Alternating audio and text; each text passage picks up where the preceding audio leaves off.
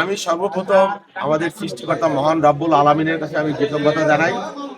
আমার দীর্ঘ রাজনৈতিক জীবন, আমার দীর্ঘ দিনের ত্যাগ, শ্রম, কষ্ট, এই কষ্টের পিছনে এবং আমার সাথে আমার দলের নেতৃবৃন্দ, বিশেষ করে আমার দলের প্রিয় নেত্রী যিনি সংকটাপন্ন অবস্থায় হাসপাতাল আছেন, দেশনেত্রী বেগম খালেদা জিয়া, আমাদের দলের ভারপ্রাপ্ত চেয়ারম্যান তারেক রহমান এবং আমাদের এই যে বড় ভাইরা আছে সারদা ভাই, সেখানে যেসব নেতৃবৃন্দ আছে, আমাদের এই এলাকার যত নেতৃবৃন্দ আছে, হ্যাঁ, জনগণ, সর্বস্তরের জনগণ, প্রত্যেকের কাছে আমি কৃতজ্ঞতা জানাই। আমি একটা অভাবিত সারা আমি পেয়েছি বিগত দিনে, তাদের সহানুভূতি, তাদের সারা এবং তাদের মানে কি অনুপ্রেরণা আমি পেয়েছি।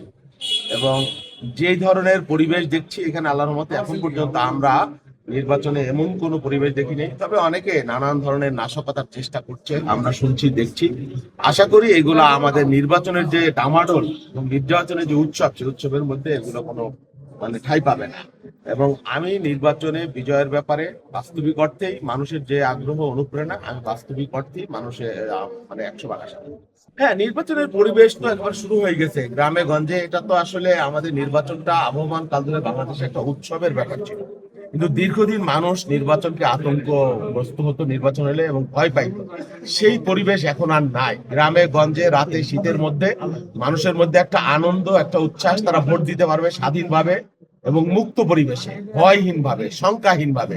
এটা তাদের কাছে এখন একটা উৎসবের উপলক্ষ হিসাবে পরিগণিত হচ্ছে।